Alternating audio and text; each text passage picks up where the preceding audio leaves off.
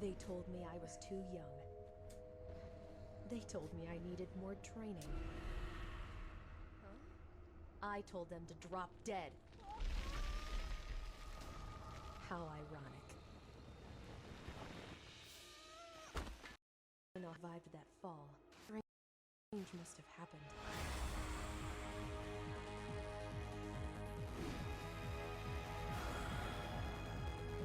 My pulse is beating like a drum, but my blood is running cold.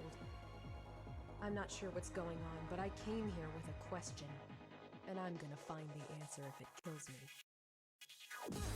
Hey guys, Cain here, and I'm going to be giving you guys a quick taste of Crypt the NecroDancer. Wanted to leave the intro in because it does a good job of kind of setting the mood for this.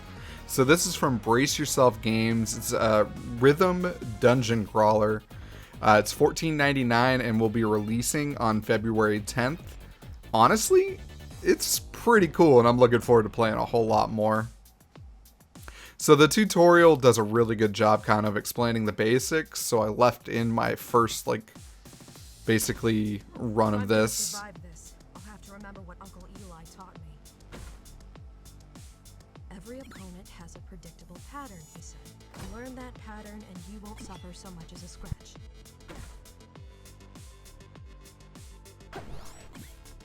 That green guy didn't move at all, and this blue one just moves up and then down, so if I attack him from the side, I'll never get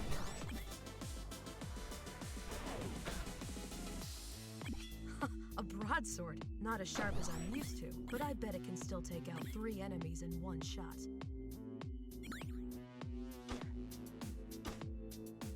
Looks like those skeletons put their hands in the air when they're about to jump. If I'm in the way when they move, it's gonna hurt.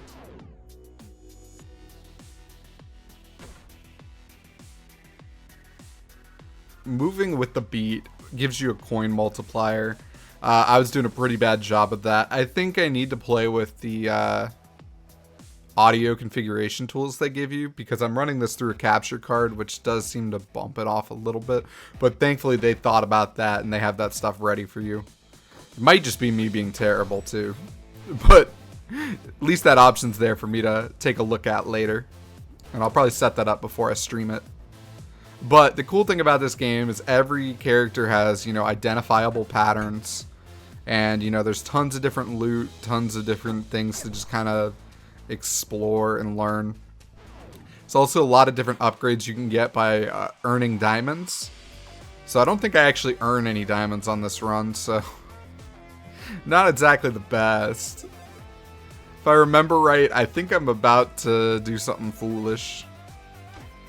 So one of the things I do like, though, is that there are these, hidden rooms that you can find. And, yeah, I ended up in here. So these are some pretty big dudes, including that Minotaur, who I actually did take out later in a different run. But it took me a little bit to figure out his pattern. Cool thing about him is you can actually use him to destroy some of these more, intricate blocks before you even have the upgraded shovel. But there's a lot of cool stuff going on with this game. I really like the soundtrack. I really like dungeon crawlers like this. This reminds me a little bit of Quest of Dungeons, where, every time you move, enemies move, stuff like that. So there are some permanent upgrades. I'm going to buy a heart. Like I said, I had to skip to a different run that actually had a diamond, so I could show you that. But this is my next attempt, and I think I did a little bit better here.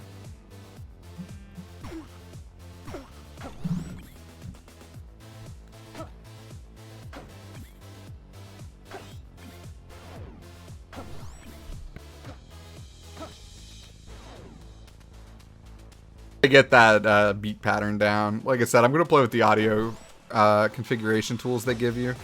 See if I have any more luck. Honestly, this spear was amazing. The moment I got that spear, this game just opened up for me. I like having the ability to hit stuff from a spot away. And, even if it doesn't do the same amount of damage as that big sword, dude, it was beast. So, obviously, you get bombs. You can use them to open different areas, break things. You could use them to kill enemies, but I have a feeling that's not going to be optimal. So different unlockable stuff, you know, you earn basically by playing through the game. So like right now I'm going to unlock another shopkeeper by freeing them from the first level. So that's what that gold key's for.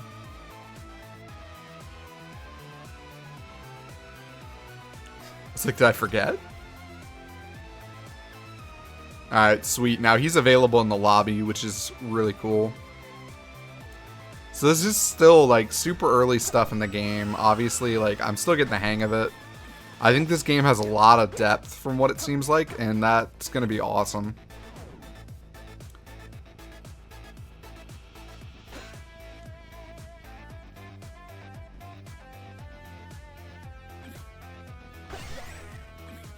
I also love that disco floor. I wish I could keep it unlocked. Like, I've got to get good at the game just so I could watch the disco floor. Dude, I'm like literally 1 coin short. If I discoed harder, man, I would have had that coin. That's the painful part.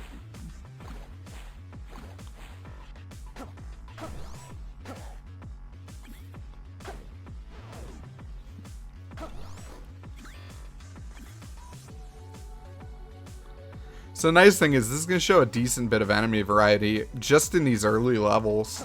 And if they keep that up throughout the game, that's going to be awesome.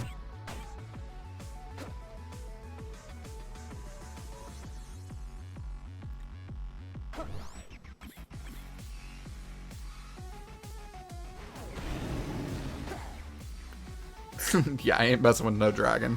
Let's be real here.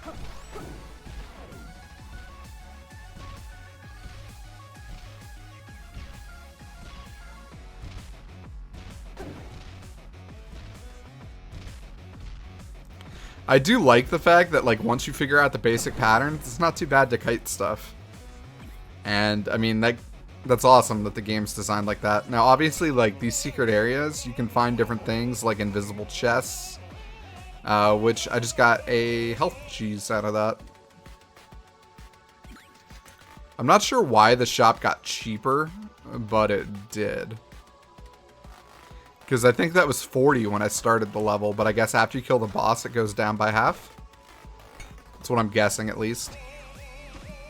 So we'll be showing this game off on our Twitch channel, twitch.tv/XBLAfans. If you want to watch Zero and I play some of this and probably fail a lot, you should definitely check that out. I don't know, I like games like this, so I'll probably put in some effort to actually learn all the mechanics. It's pretty cool. Like, everything I've played in this so far, I've really liked. Alright, so we're going to unlock another shopkeeper. But like I said, this game's going to release on February 10th, 2017 for $14.99. It is local co-op. I haven't actually had a chance to try that out myself yet, though. But it's, you know, a rhythm-based dungeon crawler. It's kind of like one of those games that almost doesn't make sense, but then once you play it, you're like, holy crap, this is awesome. At least when you say it conceptually, man. Like, it sounds like something that would pop out of like that game dev story game.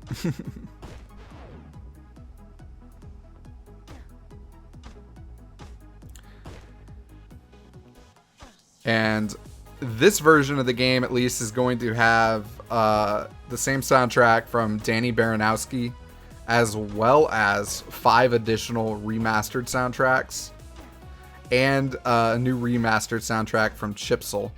So if you remember Chipsel, I believe she did the soundtrack to Spectra, which was one of my favorite soundtracks. I think that's been on Xbox One. Like, that was fantastic. It's a shame that game's no longer available on the store.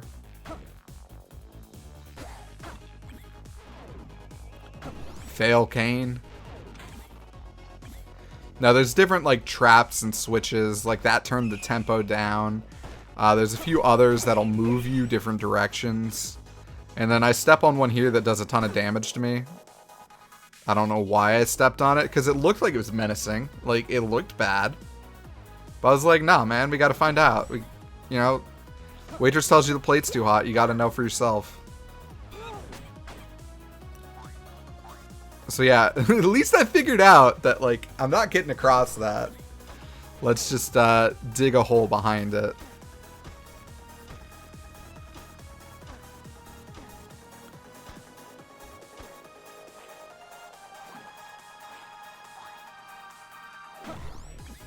Nice thing is you can use those things to your advantage because they do work on the enemies as well. And dead. Oh no, I did better than before. So like we unlocked Merlin, so you can get different items that'll show up in chests here. As well as we still have this where I'm going to get another permanent upgrade if I want to spend the money on it. So I took another heart. And then we got the Beastmaster. So he kind of lets you train against different enemies. So we're still in zone 1. So there's a daily challenge. There's a few other things that you can check out, which is pretty cool, as well as these leaderboards. So I'll probably be checking those out very soon. But thank you guys so much for checking out this video. Please do like and share. And it really does help us a lot. If you have any questions, leave them in the comments.